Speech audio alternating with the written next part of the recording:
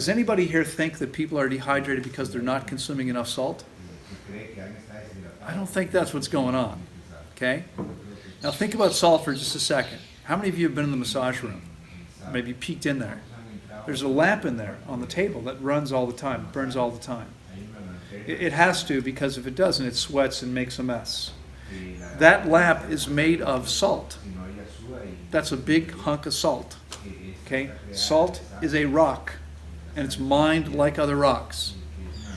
Do you think we can digest rocks? What if we smash them into little tiny pieces? Okay? Rock ain't food. Okay? We need minerals, but we're not intended to be eating rocks.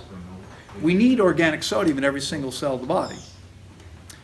But we're intended to get that sodium from plants who, with the help of beneficial soil organisms, which are bacteria, can convert minerals from inorganic to organic state.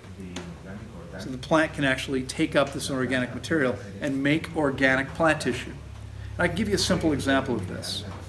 Although I can never remember the name of this plant, we actually have some shrubs here that make big blue or pink flowers, like big balls. Anyone know what that's called? Prickly pear? Say again? Prickly pear? No, it's not a prickly pear. It's just a flowering shrub. Makes these, and if you had a grandmother, and my guess is you probably did at some point, because it usually works that way. Grandmother, parents. Anyway, grandmothers have to have these shrubs. Hydrangea. Hydrangea. I think it's in the grandmother contract. They have to have hydrangeas in front of the house. You can't Blue. be old unless you buy it. Exactly. Yeah, blue or pink. And here's what's crazy. Now we've got rose bushes, quite a few different ones here. Each rose bush makes one color. It can be red, it can be yellow, it can be white, it can be pink, lots of different colors. But the red shrub, the shrub that makes red flowers, never makes white ones. It's always red ones. You want white ones, you have to buy a different shrub. Okay? The same hydrangea plant will make blue or pink flowers. And if your flowers are blue, you can change that. You can take a handful of rusty nails and throw them under the shrub. And the flowers will change from blue to pink. Why? Because they're absorbing more iron. If you have relatively low iron soil, the flowers will be blue. If there's more iron available, they'll turn pink. And you can make that happen by giving them rusty nails. Why rusty nails? Well, if they're not rusty, they may not be made of iron. They're nails made of aluminum and steel and other things that aren't going to rust. If they don't rust, if they're stainless steel, they're never going to rust. The plant can't get the iron from it. Rust is iron oxide, and that's making iron available to the plant. Okay? But the soil organisms have to be there. If they're not there, the plant can't convert them. Can't do it by itself. It needs bacteria. Now think about that for a second. Plants are getting minerals from the soil, but only if there's bacteria present. If you spray your food crops, or you're buying crop food that was sprayed with herbicides, pesticides, what happens to the bacteria in the soil? They're gone. And that means the food doesn't have very many minerals in it, because it can't do it without the bacteria. Again, as I've said before, this is why a commercial tomato typically tastes like a red bag of water. Okay? Because that's what it is. It doesn't really have any flavor because it doesn't have any nutrients. Okay? A little aside, right? Let's come back to salt. So, plants, with the help of these bacteria, are changing inorganic sodium, this rock, into organic plant tissue. And that's what our bodies need, is the organic sodium. Okay? We don't need to be eating rocks. So, as is typically true, Dr. Batman was treating a symptom. People aren't dehydrated because they're not eating enough rock salt. What's going on then? And unfortunately, he believed he'd found the cure for all disease. Wouldn't that suggest, if you'd found the cure for all disease, that people should be healthy and maybe live long? I'd love to talk to Dr. Batman about this, but in 2004, at the age of 72, he died. Okay, he lived 90% as long as the average person, or isn't very healthy. He didn't do very well. Something was wrong with his hypothesis. Okay? And he never even addressed the question of diet. So I read the book and I thought, he's definitely onto something here. But this isn't the answer. This isn't the way to get hydrated. We have to actually deal with the underlying issue. Why are people dehydrated? I started thinking about what people eat. Now let's use an example.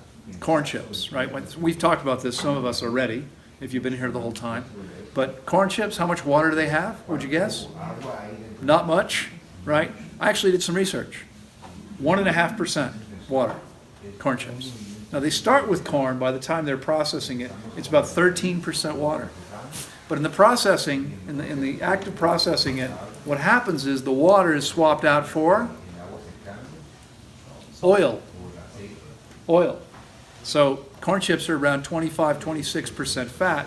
It's the oil they're cooking it in, okay? Which this thing soaks up.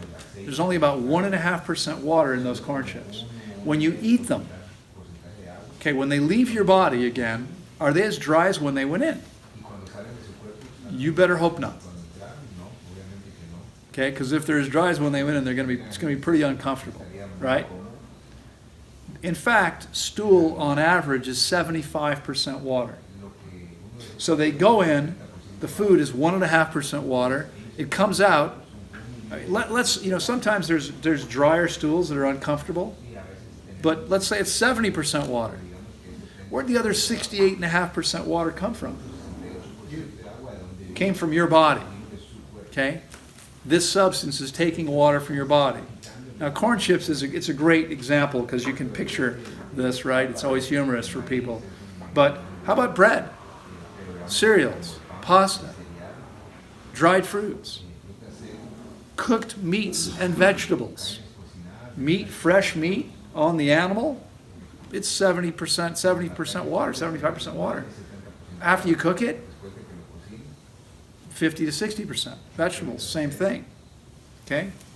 How about anyone here eat dehydrated food? Food out of a dehydrator? 80 to 90% of the moisture is removed when you dehydrate food. Okay?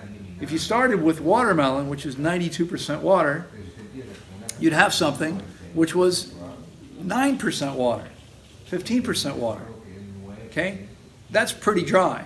If you want to get a sense of how dry it is, think of a grape, 80% water, and a raisin. Raisin's pretty dry, 20 to 25% water. Dehydrated foods are going to be half that much or less. Okay? So most people are eating almost everything that they're eating is way low in water. Not like what happens in nature. Now think about this. Compare our average diet to the diets of animals in nature. You've got animals that eat plants. Those animals are eating fruits, leaves, shoots, roots, even wood. Termites eat trees, eat wood. Anyone here ever cut down a tree to make lumber? If you did, what did you have to do after you cut it down? Well, I just cut a very small section. Okay.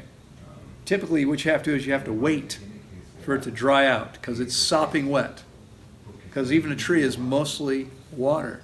Yeah, there's a lot of different kinds of wood, and there's softwood and hardwood. But I actually did try and, with a chainsaw, cut some wood that had a lot of maple in it, and I couldn't cut it. Too wet. Yeah. Trees are mostly water. Okay. How about carnivores? A carnivore, a fox kills a rabbit. What does it do? Anyone? Anyone know?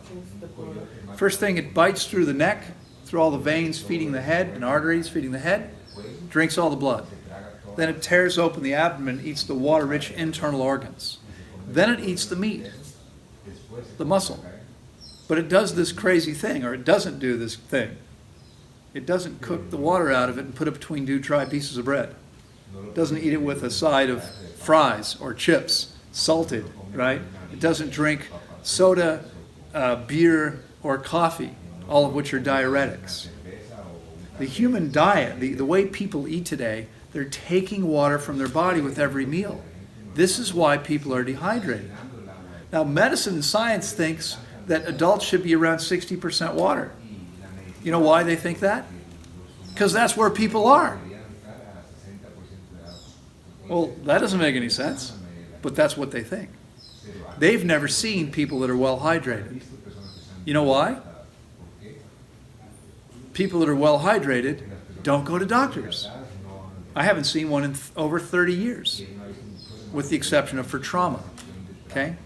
They're not seeing dehydrated people, hydrated people. They're only seeing dehydrated people. They have no idea how hydrated a body can actually be. They think that as we get older, we should become more dehydrated. Because babies are 80% water, but adults only 60%. But that's not how it should be. That's how it is because of what people do. It doesn't have to be that way. Okay? So, what I've seen over the last 21 and a half years supervising thousands of fasts is that most of what we think of as aging is in fact chronic, long-term dehydration.